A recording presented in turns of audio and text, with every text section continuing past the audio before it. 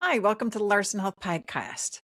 Here's a number that stops people in their tracks. Somewhere between 10 and 15% of adults worldwide meet the criteria for irritable bowel syndrome, and a huge share of them will tell you the exact same thing. I know food is doing this to me. I just don't know which food. Bloating after lunch, brain fog after bread, a flare up that shows up, 6, 8, maybe 12 hours after eating, which makes it almost impossible to connect the dots on your own. And that gap between knowing food is involved and knowing which food is exactly where the elimination diet lives. So, we're going to talk about doing an elimination diet and how you get that done. It's one of the oldest tools in the nutrition world. It's had a strange journey in and out of scientific respectability. And as of this year, it's back in some of the biggest gastroenterology journals in the world, being tested in real randomized controlled trials. So today we're going to go deep on the elimination diet, what it actually is, and what functional nutrition and functional medicine say it is happening in the body, what the research, from the last 18 months actually shows, where mainstream allergy medicine pushes back hard, and practically how you'd actually run one of these without wrecking your relationship with food in the process. So let's get into it. Before we get into the research, I want to paint a picture because I think a lot of listeners will recognize themselves in it. So picture someone in their early 30s. You know, I'm trying to think of like someone in their early 30s, and they've been dealing with bloating or unpredictable bowel habits, and afternoon fatigue for 2 years. They've had colonoscopy. That came back clean. And they've had like blood work that came back clean. Their doctor reasonably tells them there's no disease process to treat and suggest stress management. And yet the symptoms are real. They're disruptive, and there's nothing wrong with you, with, you doesn't, that doesn't match lived experience at all. So this is the exact gap that elimination diets and the broader functional medicine model works on. We're built to address the space between no diagnosticable disease, and clearly something is going on, right? It's also exactly why this space has become so crowded with both legitimate clinical innovation and, frankly, some overreaching marketing. But both of those things are true simultaneously, and untangling them is the whole point of today's episode. So let's start with the definition, because the phrase gets used loosely. An elimination diet is a short-term structured process where you move specific foods or food groups from your diet for a defined period. Then you reintroduce them one at a time while tracking symptoms. So I'm going through this with one of my clients right now. And it's not a weight loss plan. It could be, maybe you're having allergies, maybe you're having bloating, maybe you're having some other problems. And it's not meant to be permanent. And it's not the same thing as just deciding to cut gluten forever because a friend did it. It's a diagnostic tool disguised as a diet. And there are two phases. The second one is where most people quit too early, which is a shame because it's where the actual answers live. You remove the suspected trigger foods completely. So there could be a bunch of triggered foods like egg yolks, wheat, sugar, alcohol, maybe some nuts, typical things that are causing people problems. Typically, if you eliminate them for 2 to 6 weeks. I highly recommend that you do at least 6 weeks, because it takes time to get there, right? So you don't really know if you're going to have an allergy to them. So depending on your protocol and the condition being investigated.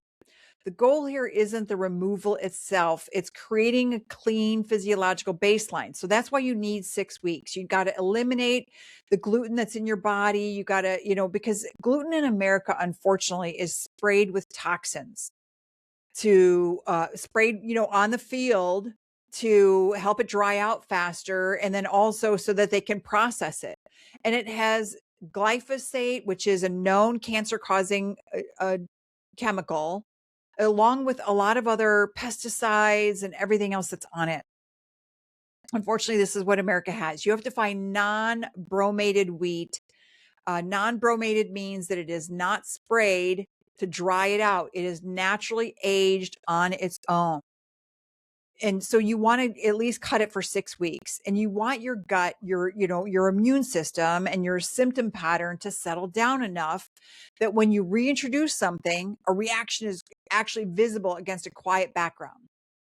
So foods are added back one at a time, usually with several days between each one. So you can really understand what one reintroduction is doing to you.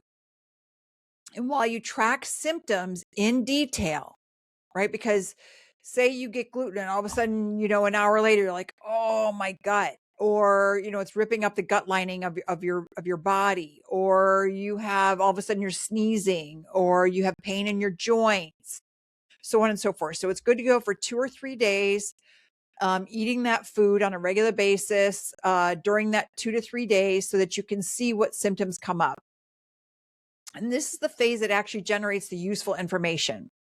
Skipping it, which a lot of people do, because staying restricted feels safer, means you never actually learn anything, right? You just end up with a permanently smaller diet and no real answers about why. So different clinical traditions run different versions of this. A low FODMAP protocol targets fermentable carbohydrates. An autoimmune protocol, or AIP, targets a broader list of foods thought to affect gut permeability and immune signaling. An IGC guided elimination uses a lab test to decide what to remove first. And a classic 6 food or few foods elimination, often used in suspected eosinophilic conditions or complex allergies, removes the most common allergenic foods as a group. And some basic structure, different theory of what's driving the problem. And here's where it gets interesting, because functional medicine and functional nutrition approach this from a specific philosophical angle. Instead of asking what drug or food controls this symptom, the question is, what's driving this symptom in the first place? And can we remove the driver instead of just managing the output? So the central concept most practitioners in this space lean on is intestinal permeability, because when your intestine is permeable, you get these little cracks in your system. And this is called leaky gut. And that's getting into your bloodstream and to your body. And this is not supposed to happen. And that's going to cause all kinds of problems. And the theory goes like this. The lining of your small intestine is supposed to act as a selective barrier, letting nutrients through while keeping larger food particles, bacterial fragments, and toxins out of the bloodstream. And in a healthy gut, that barrier is tight. In a gut under chronic stress from a poor diet, dysbiosis, infection, medication use, or chronic stress itself, that barrier can become more permeable, allowing larger particles to cross into the bloodstream where they're not supposed to be. And when the immune system encounters those particles where they don't belong, the theory goes it mounts a response.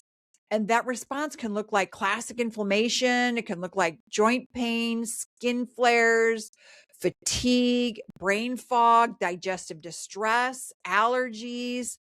And in susceptible people, it may contribute to autoimmune activity.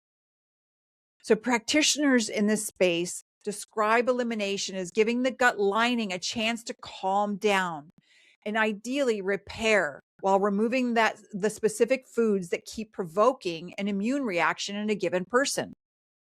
And this is also where the gut-brain immune axis comes in, which functional medicine treats as one interconnected system rather than three separate specialties, right? Because when you go see a regular doctor, oh, you need to go see a gastroenterologist. You need to go see your GP first to get the recommendation for insurance. I mean, there's just all these layers within medicine. Whereas in functional medicine, we try to go to the root cause of the problem. What's causing the problem? And the gut houses the majority of the body's immune tissue and produces a large share of its neurotransmitter activity. So a functional practitioner treating fatigue, mood symptoms, or joint pain will often start by asking about digestion, not because they think it's all in the gut, but because in this model, gut function is upstream of a lot of downstream symptoms.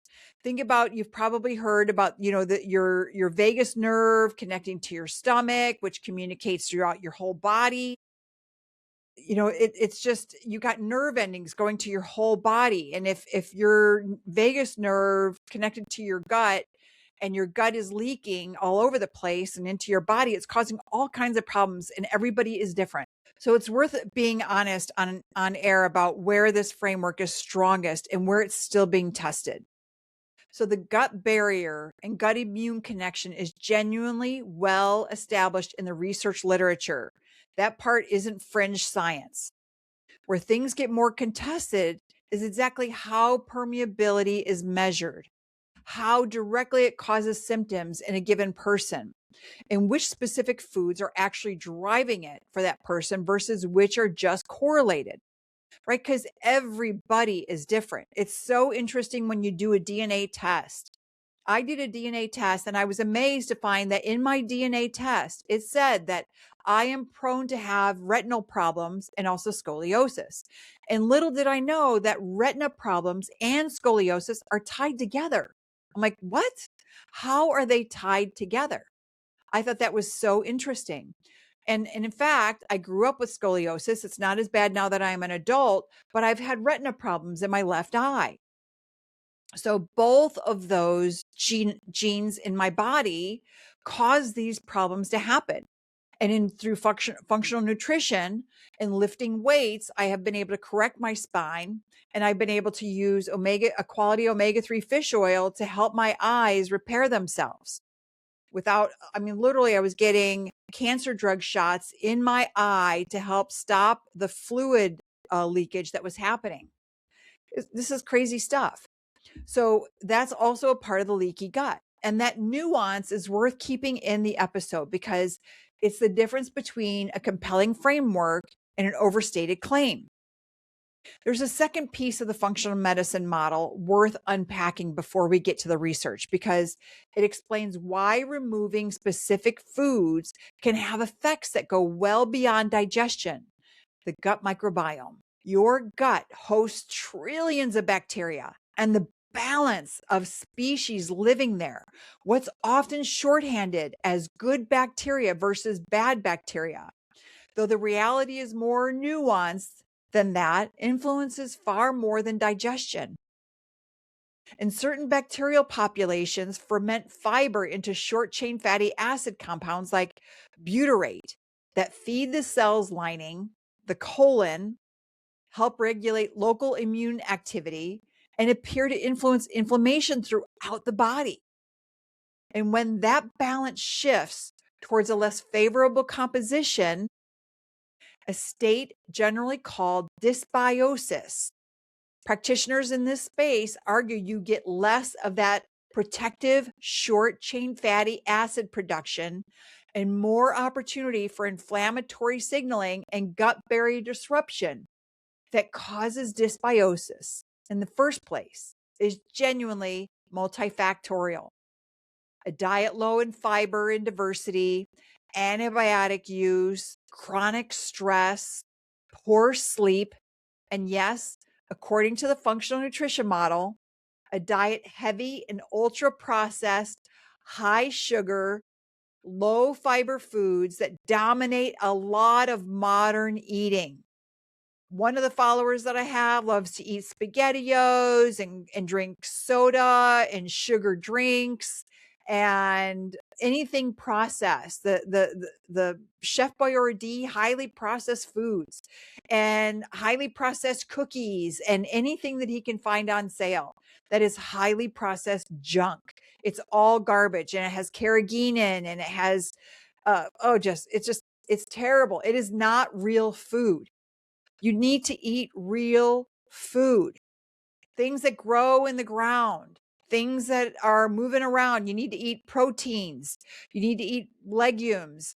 You need to eat lentils. You need to eat, those are your fibers, broccoli. Last night I had organic grilled chicken tenders that had been marinated overnight in olive oil and spices and lime juice. And then I had that with broccoli with grass-fed butter and some garlic salt. Oh my God, was it good? It was an organic black garlic salt. It was delicious. And that is so much more tasty than an Oreo or SpaghettiOs. When you get rid of those highly processed foods and start eating nutritious, balanced foods, you're amazed at how tasty this stuff is. And it's more affordable as well. All of this stuff, when you look at all the ingredients they have to put in there, it's jacking up the prices. Or you think that going to buy convenience foods at McDonald's or Burger King or whatever, I mean, that stuff is garbage. So this is part of why an elimination diet often does more than just remove an individual trigger food. The very act of temporarily eating a simpler, whole food diet, less processed diet, can shift the microbial environment in the gut in ways that may independently improve symptoms. Separate from whenever specific foods sensitivity is eventually identified. So that's why you've got to eliminate these foods for at least 6 weeks. Stop the highly processed foods, stop the wheat, stop the sugar, stop the sodas, stop the alcohol. You're not going to die because you stopped it for 6 weeks. And see how you feel. Eat chicken and beef. Eat your burgers without the bun. Put a lettuce wrap around it. It's so delicious. Put on your pickles and your ketchup and your mustard. Don't use ketchup. It has too much sugar in it. But you have to eliminate these foods. This is genuinely an important point for the episode because it means an elimination diet can produce real symptom relief when, even when the specific culprit food theory behind it turns out to be only part of the story. Some of the benefit may be the removal, and some of it may simply be the reset. Check out larsonnutrition.com. There I have all kinds of things about gut dysbiosis, FODMAP diets, elimination diets. You can go to the blog articles and search for whatever you want, elimination diet, FODMAP, anything you want there. There is hundreds and hundreds of blogs there. I post one once a week. I have newsletters that go out. Sign up for the newsletter. You can get a new blog every week. You can get some interesting insights. There's thousands of recipes on there. There's breakfast, there's lunch, there's dinner, there's snacks. All of it is good for you. So this is the part of the episode I'm most excited about because the evidence base here has moved a lot recently. And a lot of it is very new. Some of it published within the last year. And if you're ranking by evidence quality, low FODMAP elimination for irritable bowel syndrome sits at the top because a lot of people have irritable bowel syndrome and they have no idea. They think it's a drug they're using, and it could be, but a lot of it is the foods that you are eating. A large systemic review and network meta-analysis of randomized controlled trials, searching literature through February 2025, concluded that among dietary interventions for irritable bowel syndrome, IBS, irritable bowel syndrome, low FODMAP has the strongest evidence base of any approach tested, even as other approaches show promise and deserve further study. And the protocol itself keeps getting refined. A trial published in Clinical I'm just having problems with words today. Clinical Gastroenterology and Hepatology in early 2025 tested whether people needed to eliminate every FODMAP category at once or whether a more targeted approach would work. Researchers had a group with IBS eliminate all FODMAP groups for 4 weeks. You can even do a Google search and just look for a FODMAP. What is it? What is FODMAP? What are all the FODMAP food groups? And they had all the FODMAP groups eliminated them for 4 weeks. About half of the participants improved, and those responders were then walked through a 10-week reintroduction, adding back just adding back one FODMAP category every 2 weeks. The takeaway that many clinicians drew from it, starting with oligosaccharides found in foods like garlic, onion, wheat, legumes, and some cruciferous vegetables, may be enough to get relief for a lot of people without immediately restricting every category at once.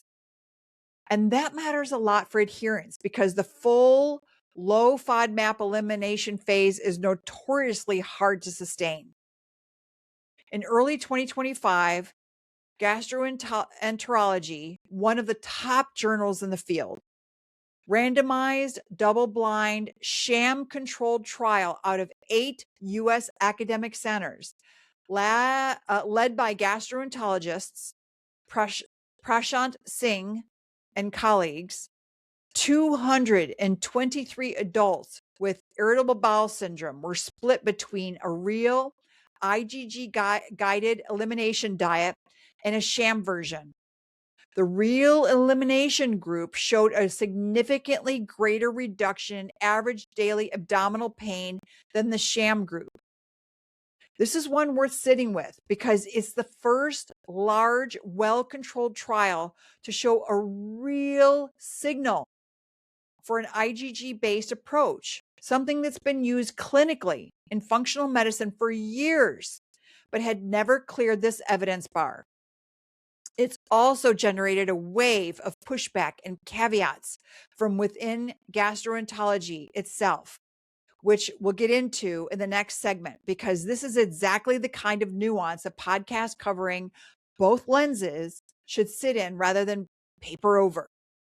So moving from IBS to autoimmune and inflammatory conditions, the strongest published data on the autoimmune protocol diet comes out of Scripps Clinic study by gastroenterologist Gauri Konijetti. 15 adults with active Crohn's disease or ulcerative colitis followed an elimination phase followed by a maintenance phase.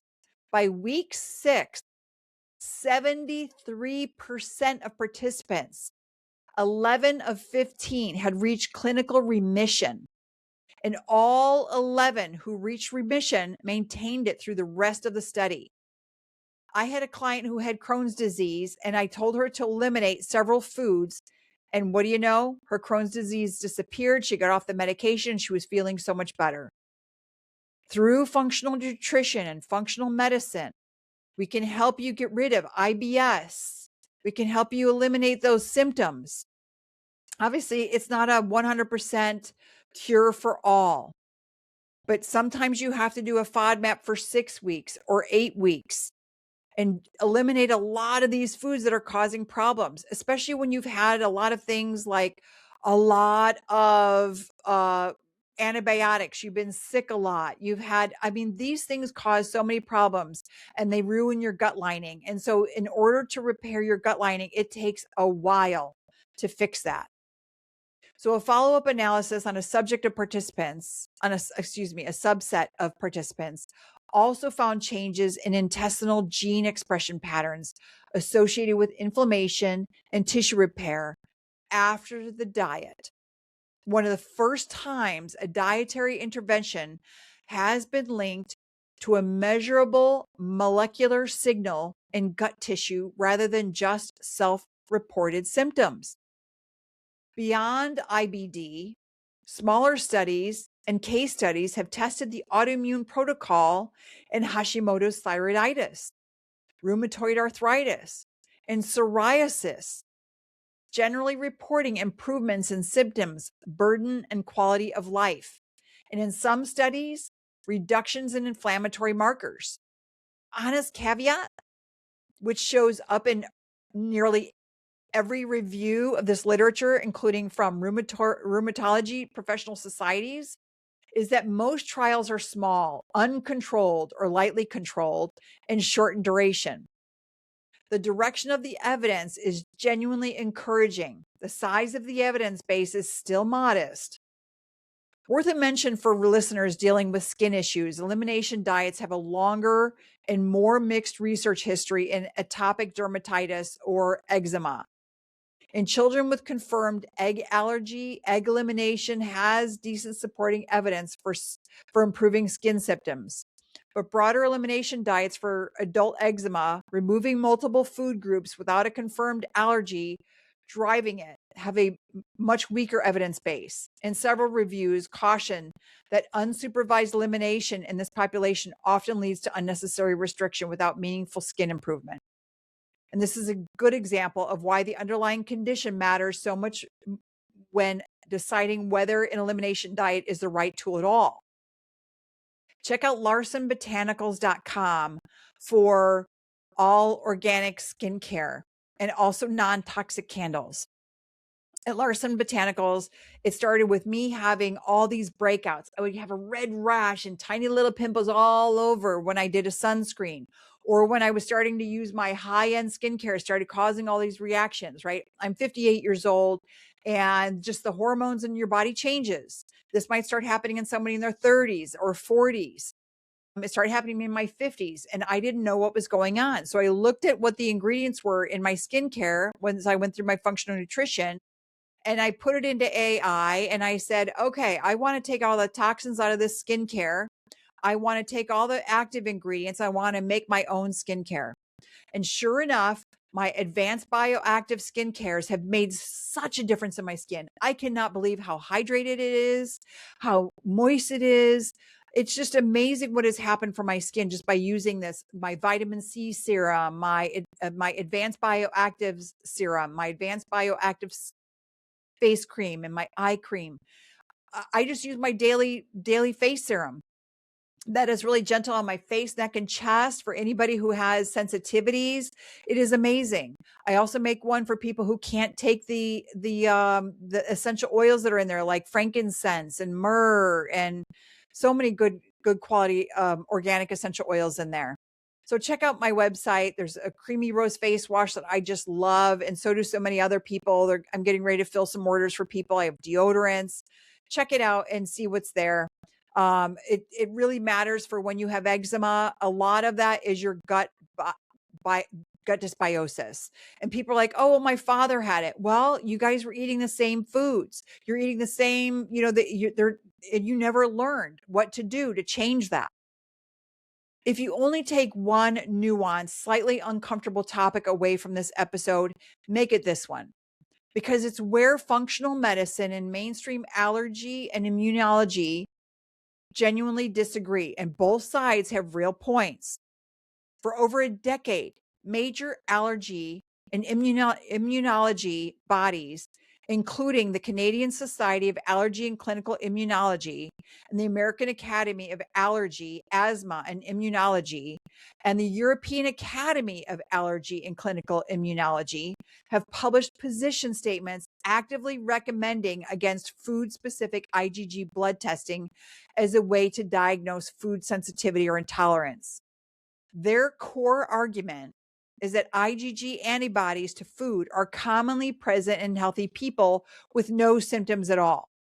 And current research suggests IgG is more a marker of normal food exposure and developing tolerance than a marker of a problem. But here's the thing, depending on your age, that could change. So somebody in their 20s don't necessarily have it. I didn't have problems in my retina until I was into my early 30s. A 2024 CSACI panel testing statement went further, warning that acting on these results can lead to false diagnosis, unnecessary dietary restrictions, added healthcare costs and real psychological distress for patients and families.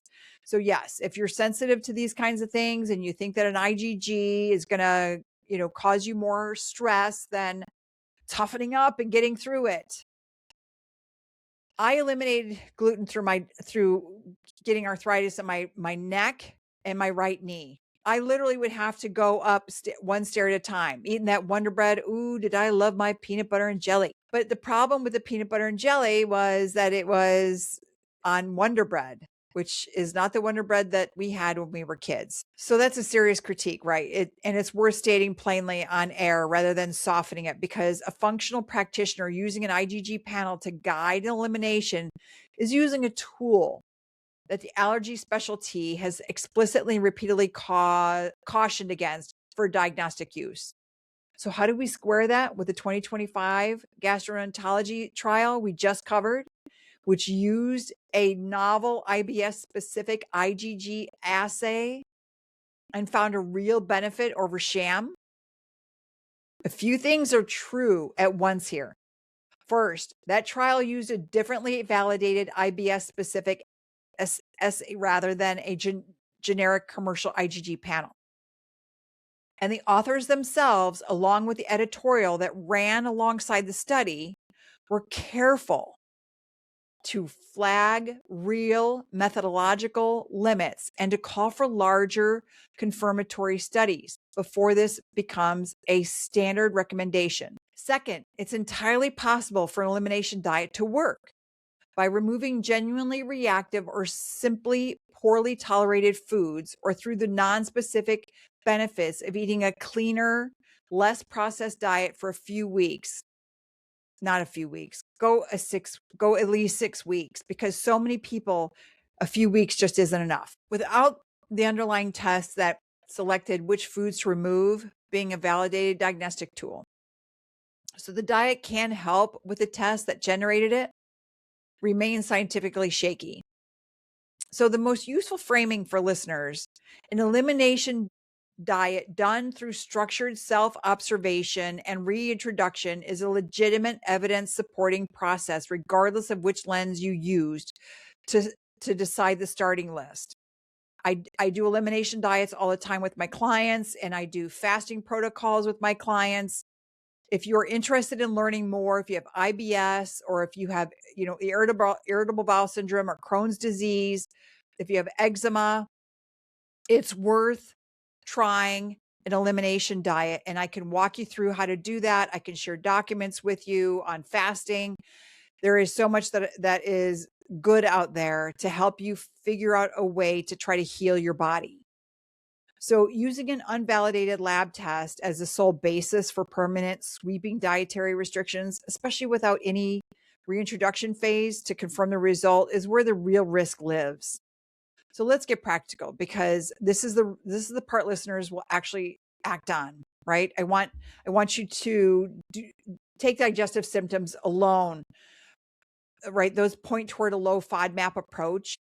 Joint pain, skin flares, or a known autoimmune condition point towards something closer to the autoimmune protocol.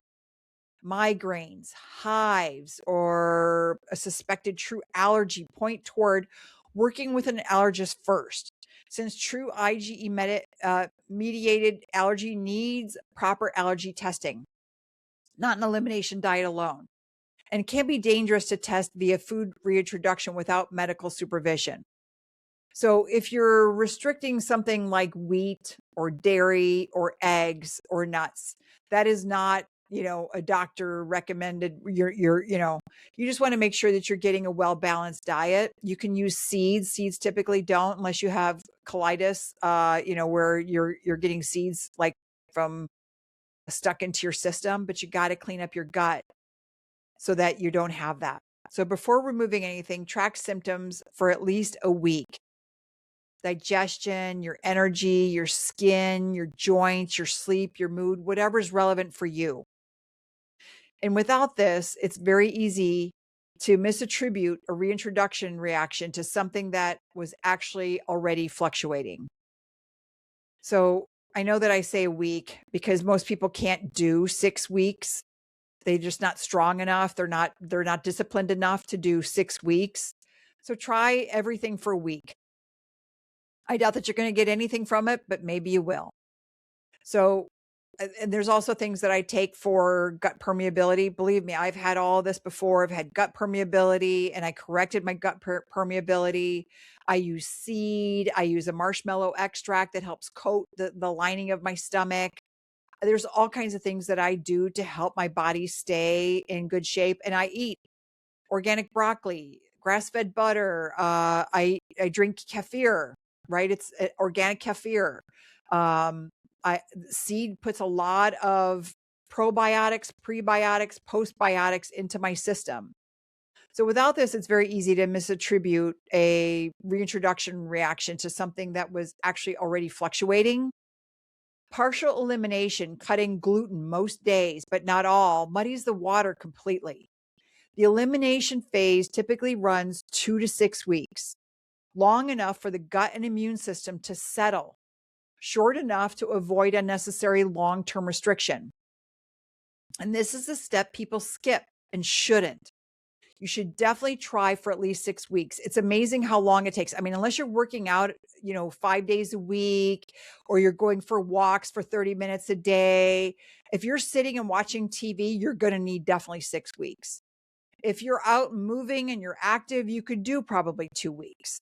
But you need to get the elimination of these toxins in your body. So this is a step that people skip and shouldn't, right? And add back single food in a normal portion and then wait, typically 3 to 7 days for gut and joint symptoms. Since some reactions are delayed rather than immediate. Like if I go and have a sourdough bread that is non-bromated, I'm not going to have a reaction. But if I have that every single day, I might have a reaction. But it's that non-bromated wheat. It's the sourdough. That makes a difference. And what I do is I buy the sourdough and I freeze it and then I toast it.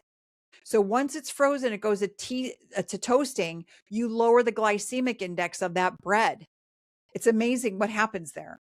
So since some of these, so if nothing happens, the food is likely fine. If symptoms return, that's real data. That's real sign that when you've reintroduced that food and you've reintroduced it for, 5 to 7 days or 3 to 7 days, right?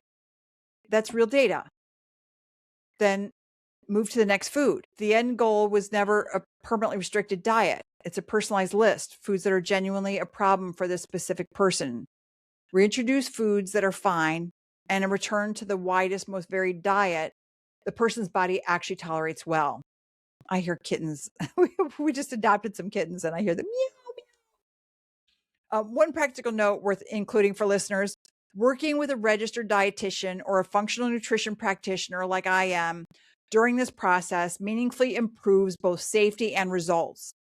Self-directed eliminations tend to drift, staying restricted too long, misreading unrelated symptoms as food reactions, or accidentally creating nutrient gaps, especially when multiple food groups are removed at once.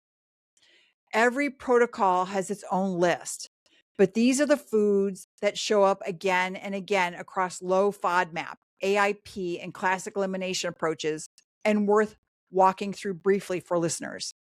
Gluten, containing grains, wheat, barley, and rye, implicated in celiac disease, non-celiac gluten sensitivity, and as a common IBS trigger.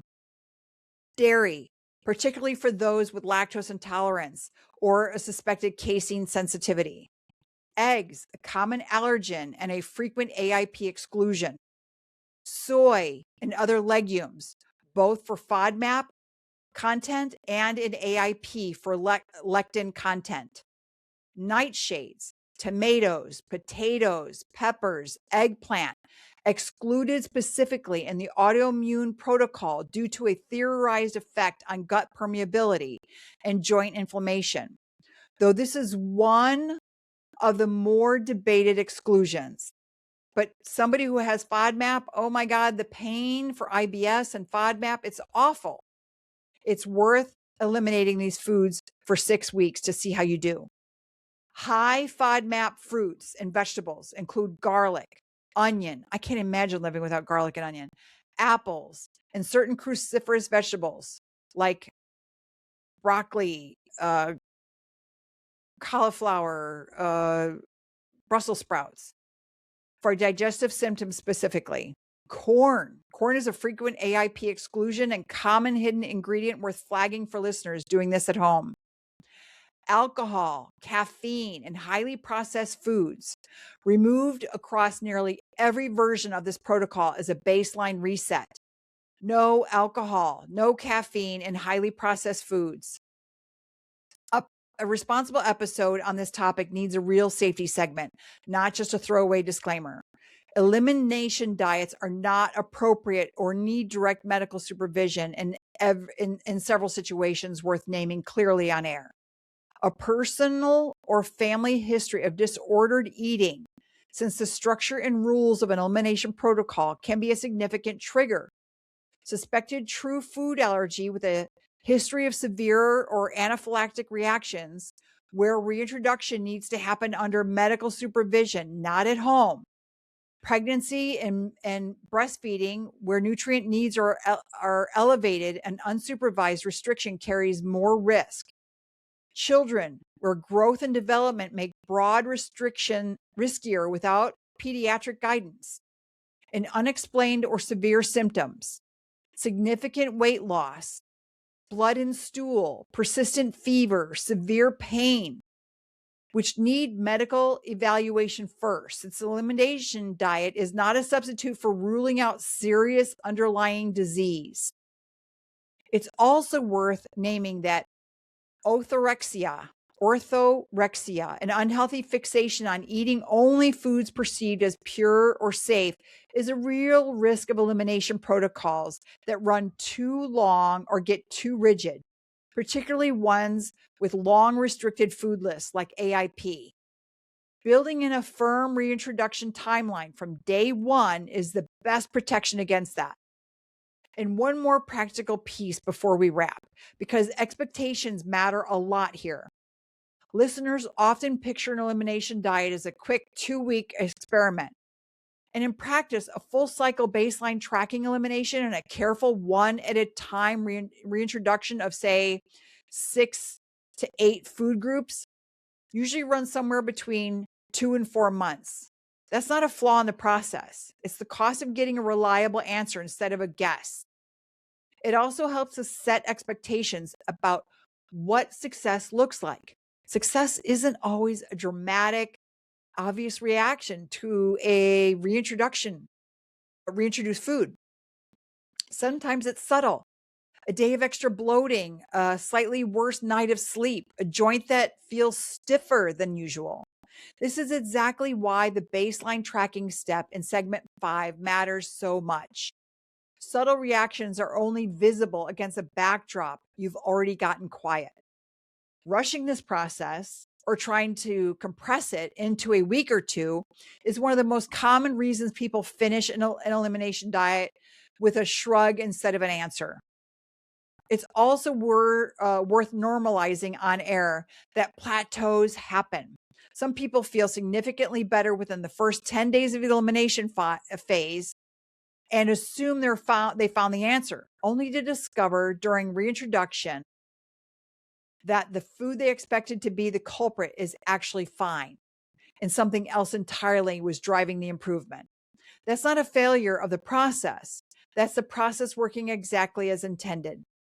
A clean eating approach is usually about food quality broadly, less processed food, more whole foods. An elimination diet is narrower and more diagnostic.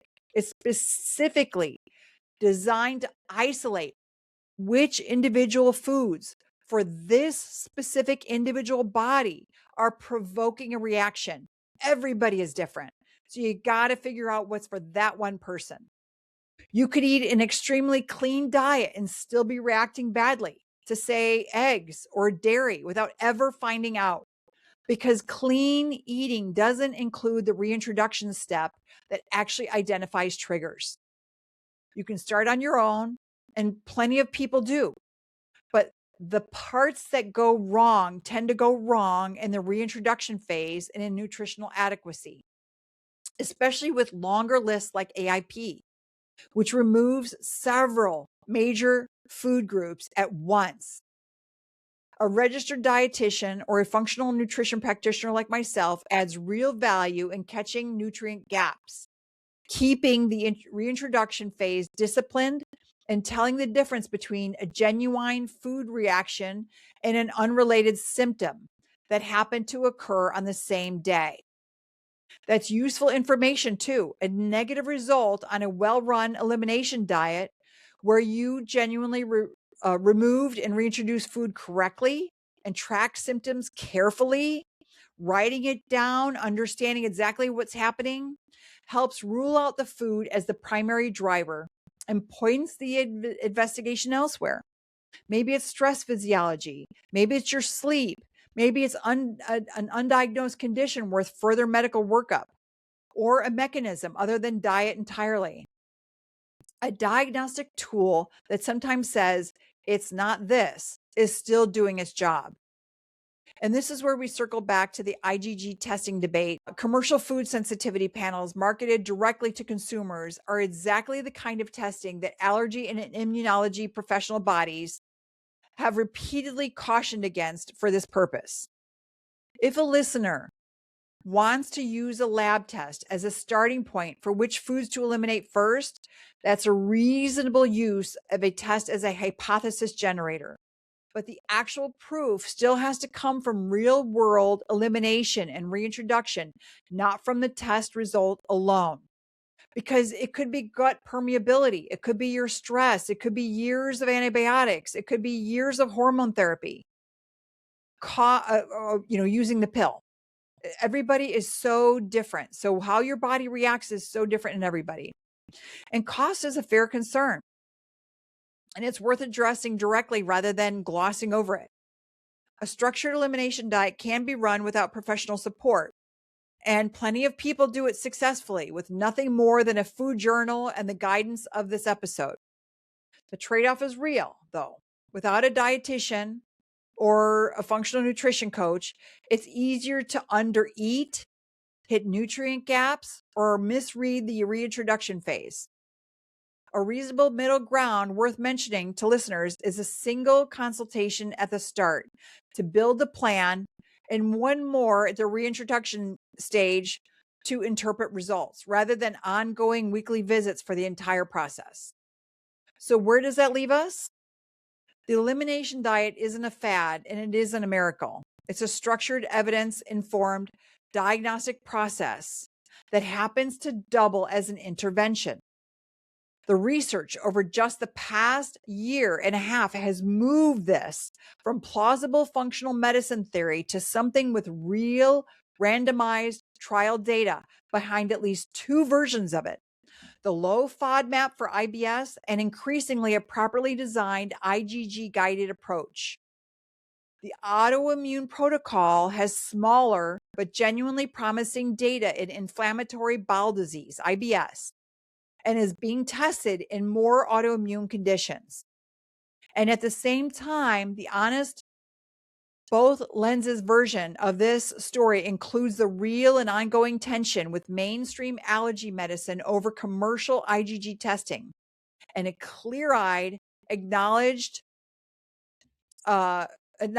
that most of this evidence base, while growing fast, is still earlier stage than most people assume when they see it confidently recommended online.